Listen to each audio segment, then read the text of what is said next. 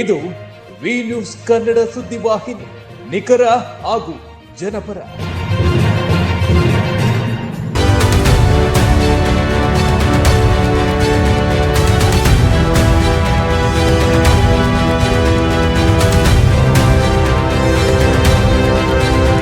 ಮಾಜಿ ಸಂಸದರು ಹಾಗೂ ನಾಗಮಂಗಲ ತಾಲೂಕಿನ ಮಾಜಿ ಶಾಸಕರಾದಂತಹ ಎಲ್ಲ ಶಿವರಾಮೇಗೌಡರವರು ಒಬ್ಬ ಸಾಮಾಜಿಕ ಮತ್ತು ಸಾಮಾನ್ಯ ಜೆಡಿಎಸ್ ಕಾರ್ಯಕರ್ತರ ಜೊತೆ ಮೊಬೈಲ್ ಸಂಭಾಷಣೆ ಮಾಡುವ ಸಂದರ್ಭದಲ್ಲಿ ನಮ್ಮ ಜೆಡಿಎಸ್ ಪಕ್ಷದ ವರಿಷ್ಠರಾದ ಮಾಜಿ ಪ್ರಧಾನಿಗಳಾದ ದೇವೇಗೌಡರ ಬಗ್ಗೆ, ಮಾಜಿ ಮುಖ್ಯಮಂತ್ರಿಗಳಾದಂತಹ ಕುಮಾರಣ್ಣವರ ಬಗ್ಗೆ, ನಮ್ಮ ರಾಜ್ಯ ಯುವ ಘಟಕದ ಅಧ್ಯಕ್ಷರಾದಂತಹ ನಿಖಿಲ್ ಕುಮಾರಸ್ವಾಮಿ ಅವರ ಬಗ್ಗೆ ಬಹಳ ಕೇವಲವಾಗಿ, ಹಗುರವಾಗಿ, ಅಸಂವಿಧಾನಿಕ ಪದಗಳನ್ನು ಬಳಸಿ ಅವರ ಮನಸ್ಸಿಗೆ ನೋವಾಗುವಂತೆ, ಜೊತೆಗೆ ಅಪಾರ ಜೆಡಿಎಸ್ ಕಾರ್ಯಕರ್ತರ ಮನಸ್ಸಿಗೆ ನೋವಾಗುವಂತೆ ಅವರು ಸಂಭಾಷಣೆ ಮಾಡಿದ್ದಾರೆ. ಇದು ಅತ್ಯಂತ ಖಂಡನೀಯ ಮತ್ತು ದುರದೃಷ್ಟಕರ.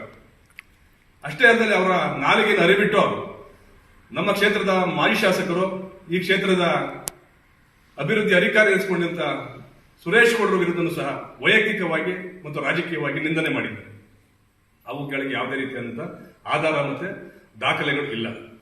ಶಿವರಾಮೇಗೌಡರೆ, ನಿಮ್ಮ ಇಡೀ ರಾಜಕೀಯ ಬದುಕು ಬರೀ ಆಧಾರ ರಹಿತ ಆರೋಪಗಳಲ್ಲಿ ಕಾಲ ಕಳೆದು ನೀವು ರಾಜಕೀಯ ವನವಾಸವನ್ನು ಅನುಭವಿಸ್ತಾ ಇದ್ದೀರಿ. ಇನ್ನೂ ನೀವು ಬುದ್ಧಿ ಕಲ್ತಿಲ್ಲ. ಈ ಅತ್ಯಂತ 70ರ ಅರೆಯದಲ್ಲಿ ಸಹ ನೀವು ಈ ರೀತಿಯಾದಂತಹ ಅಸಂಬದ್ಧ ಹೇಳಿಕೆಗಳನ್ನ ಈ ತಾಲೂಕಿನ ಜನರಿಗೆ ಕೊಟ್ಟು ಇಲ್ಲಿ ಜನರ ಒಂದು ರಾಜಕೀಯ ವ್ಯವಸ್ಥೆಯನ್ನ ಅಸ್ಥಿರಗೊಳಿಸಿದ್ದೀರಾ. ಇದಕ್ಕೆ ನಮ್ಮ ಇಡೀ ತಾಲೂಕು ಜೆಡಿಎಸ್ ಪಕ್ಷ ಮತ್ತು ರಾಜ್ಯ ಜೆಡಿಎಸ್ ಪಕ್ಷದಿಂದ ನಿಮಗೆ ಧಿಕ್ಕಾರ ಇದೆ. ಇದನ್ನ ನಾವು ಖಂಡಿಸ್ತೀವಿ. ಶಿವರಾಮೇಗೌಡರು, ನಿಮ್ಮ ಸಂಭಾಷಣೆ ಹೇಳಿದಿರಿ, ನಾಗಮಂಗಲ ತಾಲೂಕಿನಲ್ಲಿ ಭೂ ಹಗರಣ ನಡೀತಾ ಇದೆ. ಸುರೇಶ್ ಗೌಡರ ಅವಧಿಯಲ್ಲಿ 1 ಲಕ್ಷ ರೂಪಾಯಿ ಎಕರೆ ಫಿಕ್ಸ್ ಮಾಡಿದ್ದಾರೆ. ಈಗ ಹಾಲಿ ಸಚಿವರಾದಂತಹ ಚಂದ್ರಸ್ವಾಮಿ ಅವರ ಅವಧಿಯಲ್ಲಿ 2 ಲಕ್ಷ ಫಿಕ್ಸ್ ಆಯ್ತಾ ಇದೆ. ತಾಲೂಕಿನಲ್ಲಿ ಭ್ರಷ್ಟಾಚಾರ ನಡೀತಾ ಇದೆ ಅಂತ ನೀವೊಬ್ಬ ಮಾಜಿ ಜನಪ್ರತಿನಿಧಿಯಾಗಿ ಕಡಲೆ ಪುರಿ ತಿಂತಾ ಇದ್ದೀರಾ, ದನ ಮೇಯಿಸ್ತಾ ಇದ್ದೀರಾ, ಕತ್ತೆ ಮೇಯಿಸ್ತಾ ಇದ್ದೀರಾ. ನಾಗಮಂಗಲ ತಾಲೂಕಲ್ಲಿ ವಾರಕ್ಕೊಂದ್ಸಲ ಬರ್ತಿರಲ್ಲ, ಶುಕ್ರವಾರ ಇಲ್ಲಿ ತಮಟೆ ಪಡ್ಕೊಂಡು. ನಾಚಿ ಆಗಲ್ವ ನಿಮ್ಗೆ? ಏನ್ ಮಾಡ್ತಾ ಇದ್ರಿ?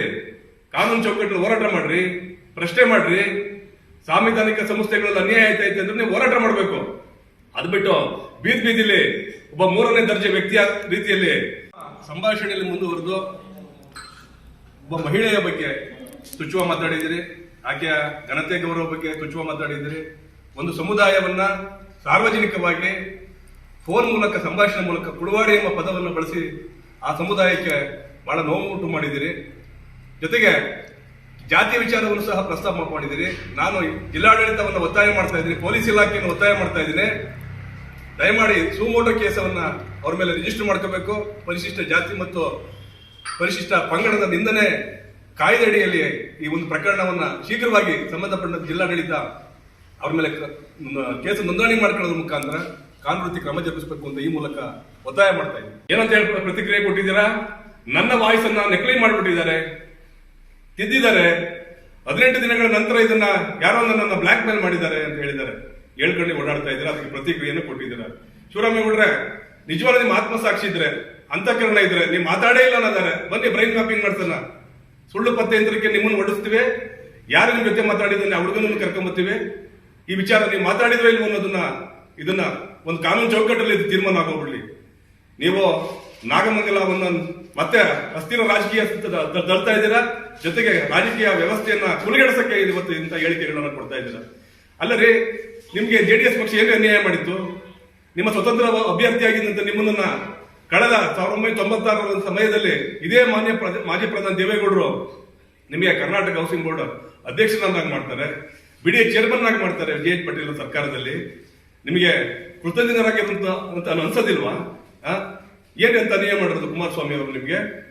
ಕಳೆದ ಬಾರಿ ನಿಮ್ಗೆ ಕಳೆದ 25 ವರ್ಷಗಳಿಂದ ರಾಜಕೀಯ ಅಧಿಕಾರವಿಲ್ಲದಲ್ಲೇ ವನವಾಸದಲ್ಲಿದ್ದಂತ ನಿಮ್ಮನ್ನು ಕರ್ಕೊಂಡ್ಬಂದು ಮಂಡ್ಯ ಜಿಲ್ಲೆಯಿಂದ ಸಂಸದರನ್ನಾಗಿ ಮಾಡ್ತಾರೆ.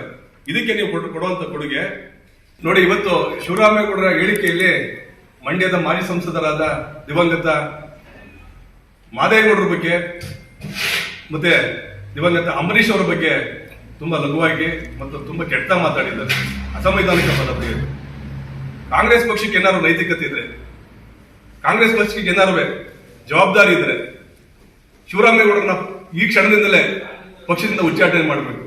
ಯಾಕೆಂತಂದ್ರೆ ಇಲ್ಲಿ ಇರುವಂತಹ ಒಬ್ಬ ಹಾಲಿ ಸಚಿವರ ಬಗ್ಗೆನೇ ಅವರು ತಮ್ಮ ಪಕ್ಷದ ಸಚಿವರ ಬಗ್ಗೆನೇ ಸಹ ಹೇಳಿಕೆಯನ್ನ ಕೊಟ್ಟಿದ್ದಾರೆ. ಅದು ಭ್ರಷ್ಟಾಚಾರದ ಹೇಳಿಕೆಯನ್ನ ಈಗ ಅವರು ಪ್ರೂವ್ ಮಾಡಬೇಕು. ಇಲ್ಲದೆ ಹೋದ್ರೆ ಅವರ ಪಕ್ಷದಿಂದ ಉಚ್ಚಾಟನೆ ಮಾಡಬೇಕಾದಂತ ಒಂದು ಸಂದರ್ಭ ಬರ್ತದೆ. ಈ ಹಿಂದೆ ಸಹ ಇಲ್ಲಿ JDS ನಲ್ಲಿ ಇದೇ ತರ ಮಾತಾಡ್ಕೊಂಡು ಹೋದಂತ ಸಂದರ್ಭದಲ್ಲಿ ತತ್ಕ್ಷಣವೇ ಅವರನ್ನ without any cause of notice ಅವರನ್ನ ಪಕ್ಷದಿಂದ ಕಿತ್ತಾಕಿದಾಯಿತು. ಬಿಜೆಪಿಯಲ್ಲೂ ಸಹ ಇವರ ಅವಾಂತರಗಳನ್ನು ನೋಡಿ ಕೊನೆ ಪಕ್ಷನೂ ಸಹ ಇವರನ್ನ ಕೈ ಬಿಟ್ಟಿದ್ದಾಯ್ತು. ಈಗ ಇವರನ್ನ ಜಂಪಿಂಗ್ ಸ್ಟಾರ್ ಅಂತ ಅವರೇ ಹೇಳ್ಕೊಂಡಿದ್ದಾರೆ. ಆದಷ್ಟು ಬೇಗ ಇವರು ಕಾಂಗ್ರೆಸ್ನ ಸನ್ಮಾನ್ಯ ಮುಖ್ಯಮಂತ್ರಿಗಳನ್ನ, ಉಪಮುಖ್ಯಮಂತ್ರಿಗಳನ್ನ ಹಾಗೂ ಸಂಬಂಧಪಟ್ಟಂತ ಎಲ್ಲ ಕಾಂಗ್ರೆಸ್ನ ಮುಖ್ಯಸ್ಥರನ್ನು ಕೇಳ್ತಾ ಇದ್ದೀನಿ. ರಾಹುಲ್ ಗಾಂಧಿ ಅವರನ್ನು ಒತ್ತಾಯ ಮಾಡ್ತಾ ಇದ್ದೀವಿ, ಅವರನ್ನ ಆದಷ್ಟು ಬೇಗ ಕಾಂಗ್ರೆಸ್ ಪಕ್ಷದಿಂದ ಉಚ್ಚಾಟನೆ ಮಾಡಿ ನಿಮ್ಮ ಪಕ್ಷದ ಮರ್ಯಾದೆ ಉಳಿಸ್ಕೋಬೇಕು ಅಂತ ಹೇಳಿ ಕೇಳ್ತಾ ಇದ್ದೀವಿ. ಅವರು ತುಂಬಾ ಕೀಳುಮಟ್ಟವಾಗಿ ನಮ್ಮ ಜಾತ್ಯತೀತ ಜನತಾದಳ ಪಕ್ಷದ ಸರ್ವೋಚ್ಚ ನಾಯಕರಾದ ದೇವೇಗೌಡರ ಬಗ್ಗೆ,